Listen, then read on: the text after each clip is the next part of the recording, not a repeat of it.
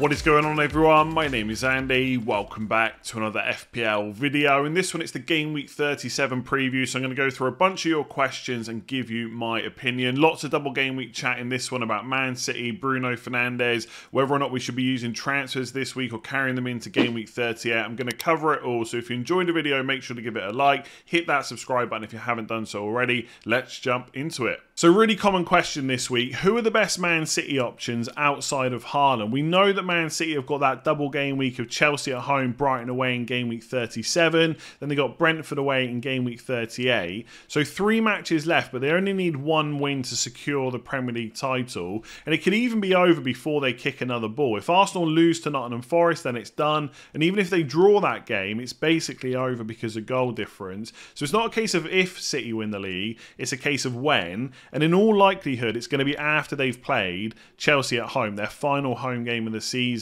This is what the fixture run looks like. 21st of May, Chelsea at home. 24th of May, Brighton away, the second game of Game Week 37. 28th of May is Game Week 38 against Brentford. 3rd of June, FA Cup final against Man United. Then 10th of June, Champions League final against Inter Milan. Now, between Chelsea, Brentford, Man United and Inter Milan, there's 6 to 7 days rest. So that main core group of players that makes up the best 11, which we pretty much saw last night against Real Madrid, can probably play all 4 of those matches, and I think they will. Even if the Premier League is won after Chelsea, I don't see them getting rested for both Brighton and Brentford, because Pep always talks about rhythm, and there's enough rest between the last day of the season and the FA Cup final for those players to play both of those games. So I think if the league is over after Chelsea, the game we're going to see mass rotation in is against Brighton. That's at least what makes sense on paper. The only way that doesn't happen is if Arsenal beat Nottingham Forest and Man City drop points to Chelsea, then obviously they would need more points then to make sure the league is done. So they'd probably put out,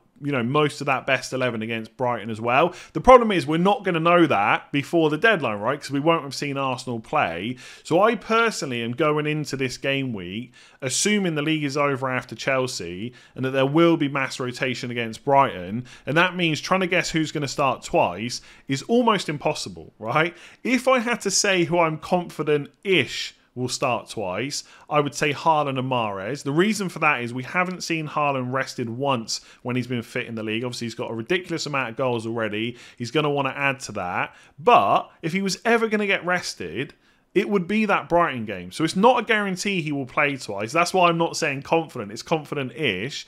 But I think I would still captain him. If you're someone that's chasing, maybe you go for a Man United player like Rashford if he's fit, or Fernandes instead, and just hope that Haaland only gets 1 start, knowing that if he gets 2, it could be absolute punishment. But that's just something to think about. I also think Mahrez will probably start twice, because although he might not, you know, he didn't start either of the games against Real Madrid. He might not start either of the cup finals. He is playing in the Premier League on the right. And I think Bernardo Silva will drop out against Chelsea and Mahrez will play there instead. And even if Bernardo Silva came back in for the Brighton game, where we're expecting a lot of other rotation, he could just play central to give someone like Gundogan or Rodri a break instead. And then Mahrez would probably play on the right in that game as well. So I don't know if I would go out of my way to bring Mahrez in, but if you want a Man City midfielder, I think he's your best shot at getting 2 starts. And if you already own him, I think you'd probably want to keep him. In terms of 2 starts, maybe, definitely less confident on this.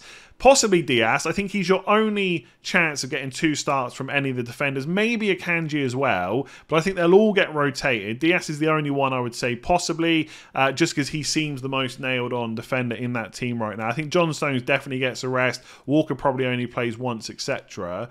And then maybe Alvarez. You know, if De Bruyne needs a little bit of a rest against Chelsea, will Pep be happy bringing in Mahrez and Alvarez? Possibly. And then the second game when there's a lot of rotation, Alvarez could play again. I think if I had Alvarez, I'd probably keep him. I know a lot of people are thinking about doing Isak to Alvarez. I'm going to talk about that in my team selection tomorrow. I'm not quite sure, but I think there's a chance he maybe gets 2 starts. But if I'm betting money on it, the only 2 players I'm putting any cash on are Haaland and Mahrez. Like maybe like 10, 20 quid. I might put 50p or something on Alvarez. That's kind of the difference in confidence levels. Then everyone else has got a chance of just starting once, right? And I include Ederson in that. I'm an Ederson owner. There's not much I can do about it. I'm going to have to start him in game week 37. But if they win the league at Chelsea, there is every chance that Scott Carson or Ortega comes in for the Brighton game. And I wouldn't even be that confident for the Brentford game in game week 38 either. So if you own De Bruyne or Grealish or Foden or Stones or Walker or whoever it is,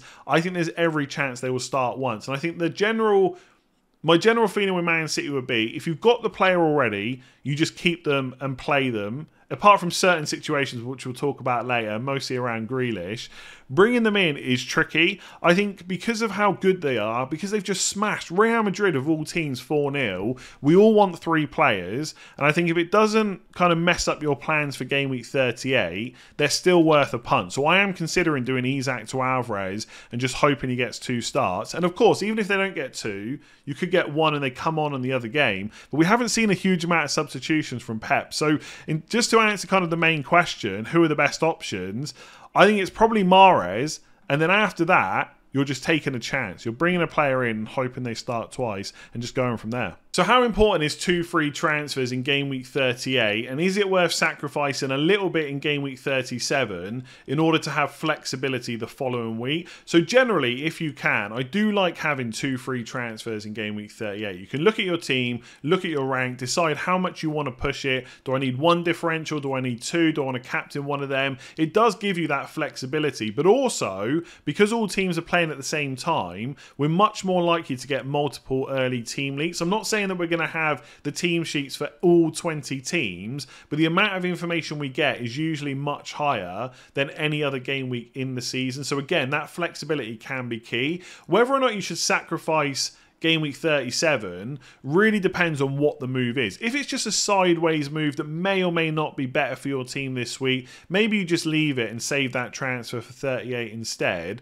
But if you're doing something like trying to bring Bruno Fernandes in, which I know a lot of people are looking at because we've got a couple of questions coming up on him, that's a little bit different. You're getting a very good double game week player for this week, who is very likely to start both games, is on penalties, and will probably start Fulham at home in game week 38 as well. So in that case, would I rather have 2 free transfers and no Fernandes, or rather have Fernandes for the double and 1 free transfer in 38? I'd rather just have Fernandes. So it's really going to depend on the move you're making.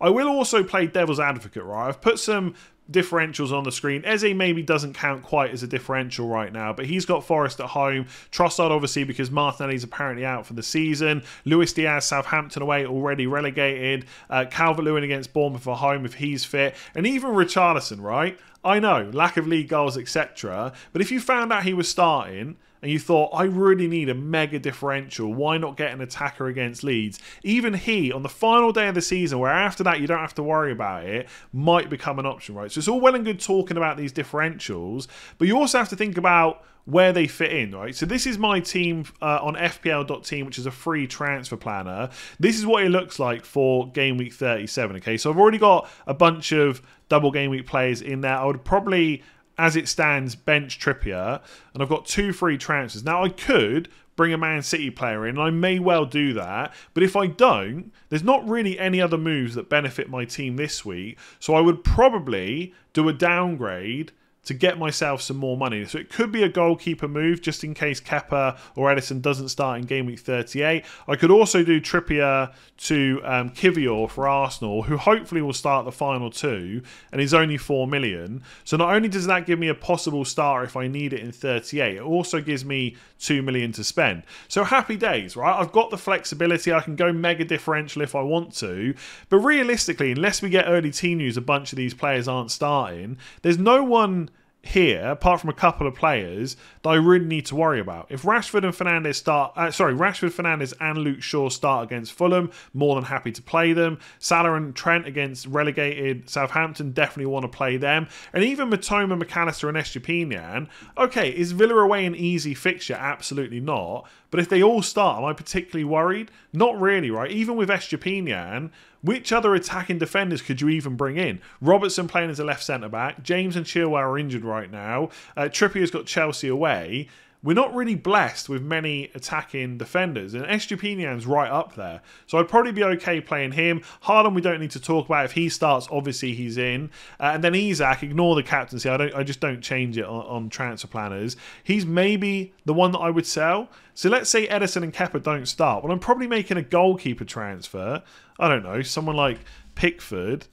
And then maybe using some of that money I've made on Isak to go up to a 9.9 million forward like Calvert-Lewin. But the thing is, if I was in a different position where, you know, my team wasn't so well set up for 37, and I'll just quickly reset this. Let's say I make no transfer in 37, and I come in with this team in 38. It's not really that much of an issue. There's not really a huge amount of players that I need to deal with, right? Kepa or Ederson might start, in which case I would just play one of them, and the rest of the team looks pretty good. So, although it's nice to be flexible, and as someone with 2 free transfers probably in 38, I'm hoping for as much carnage as possible with team news. It might just not happen, and we might be perfectly set up. So, I think it's okay to sacrifice a little bit in 37, but if it's a major upgrade, especially with like Man United or Brighton players in particular for the double, I think it's just worth taking those points in 37 and just having the 1 free transfer in 38. But as I've just shown with my team, unless you're going to go for those ultra differentials or unless we get a lot of team news, it's not necessarily always super important to have those 2 frees in 38. So with Rashford back in training, would you sell Grealish to Bruno for a -4 this week? I think a lot of people are in this position.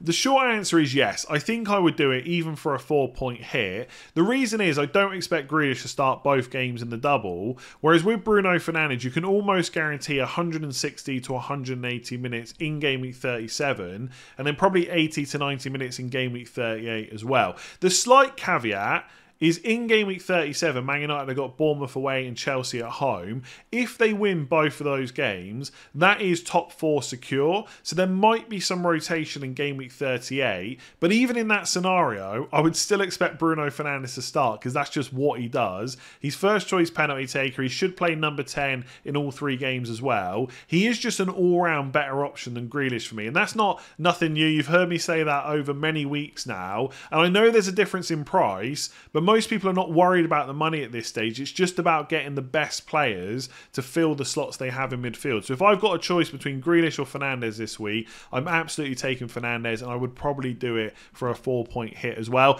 Obviously, I've already spoken about Man City quite a bit. If they don't secure the league after Chelsea, it will probably be a full strength 11 against Brighton, which could include Grealish. But I think the high likelihood is that Grealish will be rotated for Foden against Brighton. He probably doesn't need the rest at this point. If you look at his recent matches, he's not actually started either of the last 2 against Everton or Leeds, so he probably doesn't need the rest. But if you're Pep Guardiola, why would you not keep him fresh? You play against Chelsea, and then you don't play again until Brentford, in Game Week 38, and then you play both cup finals. So that's probably the likely scenario. If Grealish was to start twice, then of course he could match Fernandes, but I just think for 4 points, it's worth making the move. This is your only way to get Bruno Fernandes. So another question that's coming up quite a lot, is Salah to Bruno Fernandes worth it? And I've got to be honest, I'm struggling to come up with a definitive yes or no answer to this question. If you're asking me who I think scores the most points in Game Week 37, it's Bruno Fernandes. If it's 37 and 38 combined, it's also Bruno Fernandes. The only scenario where I'd rather have Salah is just for Game Week 38 specifically. So I guess to answer the question, is it worth it? If this is your only way to get Bruno Fernandes, it probably is worth it because I think you'll be up on points over 37 and 38. But even so, there's still something about it that doesn't quite sit right. Now, you could do Salah to Bruno and then Bruno back to Salah in Game Week 38. If your team is well set up, you don't need a huge amount of other transfers for other players. There are worse ways to spend 2 free transfers. So that's definitely an option. And I think that is why I struggle to say it's definitely worth it, because I would really want Salah back for Game Week 38, and I hate making moves where you take a player out just to bring them straight back in. So I think you need to look at your team, and if there is maybe a way to take a 4-point hit to get Fernandes that doesn't involve selling Salah, like those people that are going to sell Grealish instead, that might be worth exploring and just holding on to Salah, because I think Villa at home, Southampton away are 2 pretty good fixtures for him. But I guess if this is legit your only way to get Bruno Fernandes, it probably is a move worth making. I will just say that I'm very glad that I don't have to do it, because it's not a move that I would like to do whatsoever. But is it worth it? I guess it probably could be. So there's 4 teams that double in game week 37. Brighton, Man United and Man City, which we talked a lot about over the last few weeks. And then the forgotten team that is Chelsea. So is it worth looking at any Chelsea players for double game week 37? And I think the answer is absolutely not. I wouldn't give any consideration to bringing Chelsea players into my team. They're an absolute mess right now. And as far as double game weeks go, it's about as bad as it can get. Man City away and Man United away. If I already had someone like Kepa in my squad and a single game week goalkeeper, I would probably risk starting Kepa and hope that Mendy is back on the bench. Even if he doesn't get clean sheets, there's save points and stuff like that. But in terms of using a transfer to bring in a Chelsea goalkeeper or defender, there's just no justification for that whatsoever.